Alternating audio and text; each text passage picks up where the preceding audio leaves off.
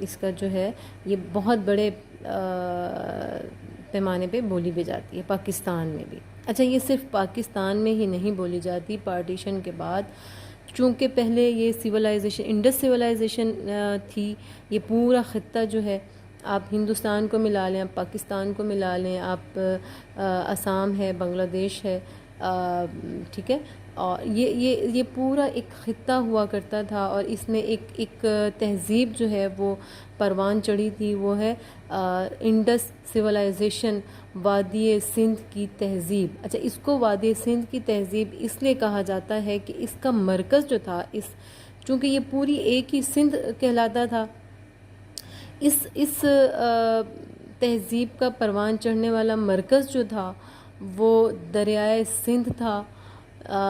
دریائے اب جس کو نام دیا جاتا ہے دریائے سندھ دیا گیا ہے، لیکن یہ اس وقت یہاں پر ایک بہت بڑا دریا بہتا تھا جس کو دریائے ہاکڑا بھی کہا جاتا ہے، اور اس کو جو ہے نا ہاکڑا تہذیب بھی کہا جاتا ہے. وادی سندھ کی تہذیب کو ہاکڑا تہذیب بھی اس کی دریا کی مناسبت سے کہا جاتا ہے. تو یہ جو ہے وادی سندھ میں اس کا مرکز تھا، اور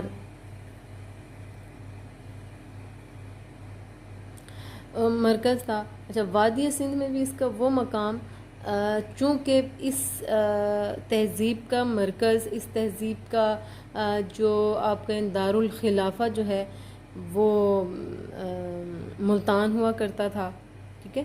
تو وہ جو ہے اب وہاں پر یہ جو ہے یہ پوری بولی بھی جاتی تھی، اور اس وقت جو ہے اس دور میں ایک وقت تھا کہ جب یہ پوری وادی سندھ میں جو ہے یہ بولی جاتی تھی، سمجھی جاتی تھی. اور اگر کہا جائے کہ یہ پورے ہی بر صغیر کی زبان تھی، ایک پورے بر صغیر کی زبان تھی تو غلط نہ ہوگا، یہ کہا جاتا ہے. لیکن اس کی پرورش، اس کی پروان جو ہے وہ اپنے ہی علاقے میں ہی. اچھا اس کے بعد یہ کہ سرائیکی زبان کے ارتقاء کے حوالے سے اس کے مختلف دور جو ہیں وہ اس کی عکاسی کرتے ہیں. ان ادوار کو اگر دیکھا جائے تو مختلف ادوار میں سرائیکی زبان جو ہے وہ مختلف ناموں سے جانی جاتی تھی. جیسے اگر ہم سٹارٹ میں لیں تو یہ جیسے اس تہذیب کا مرکز، ہاکڑا تہذیب کا مرکز جو ہے وہ ملتان ہوا کرتا تھا. ملتان میں جب یہ بولی جاتی تھی تو اس کو ملتانی کہا جاتا تھا. پھر ایک وقت آیا کہ اچ شریف جو ہے وہ اس کا مرکز بنا، تو یہ زبان وہاں بھی ظاہر سی بات ہے کہ بولی جاتی تھی، تو وہاں بھی جو ہے یہ اس کو اچوی کہا گیا، اچی بھی کہا گیا اور اچوی بھی کہا گیا اس زبان کو. اچھا اسی طرح یہ زبان جو ہے یہ سندھ میں بھی بولی جاتی تھی، تو وہاں کے لوگوں نے اس کو سندھی زبان کا نام دیا. اب چونکہ یہ زبان جو ہے وہ سندھ میں اگر جب بولی جا رہی تھی تو وہ ہے سرا، اونچائی ہے، ٹھیک ہے. سندھ کا علاقہ جو ہے وہ پنجاب سے آگے اگر ہم جائیں، پنجاب سے ادھر سندھ کی طرف جائیں تو وہ اونچائی کی طرف آتا ہے. پنجاب جو ہے وہ ڈھلوان کی طرف ہے، اور یہ وہ ہے اونچا ہے. تو وہاں پر اس کو لوگوں نے چونکہ اونچا ہونے کی مناسبت سے سرے کی زبان کہنے لگے، سرے کی زبان کہا جانے لگا.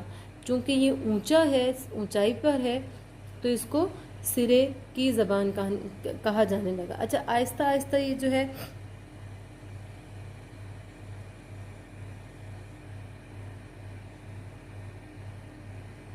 اچھا پھر اس کو جو ہے وہ جنوبی لہندہ کا نام دیا گیا.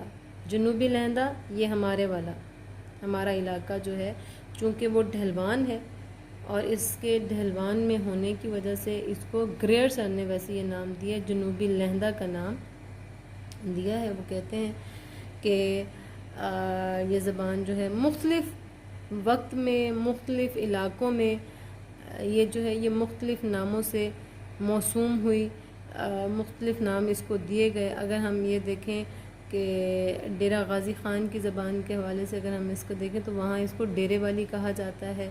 اچھا وہاں ڈیرہ غازی خان میں چونکہ بلوچ بھی وہاں پر آباد ہیں، وہ بھی اس زبان کو بولتے ہیں کافی حد تک، اس کے بھی اس کے اوپر اثرات آئے ہوئے ہیں. اچھا اسی طرح اگر ہم دیکھیں یہ بھکر میں بھی بولی جاتی ہے، لیا میں بھی بولی جاتی ہے، ڈیروی اس کو بولی، ڈیرہ جات میں جہاں جہاں ڈیرہ غازی خان ہے، ڈیرہ اسماعیل خان ہے، جتنے بھی ڈیرہ جات ہیں وہاں یہ بولی جاتی ہے. تو یہ کیا ہے کہ اس کو ڈیروی بولی کہا جاتا ہے. اچھا، اس کو اچوی بھی کہا جاتا ہے، ملتانی بھی کہا جاتا ہے، اس کو پٹواری بھی کہا جاتا ہے، پٹواری زبان.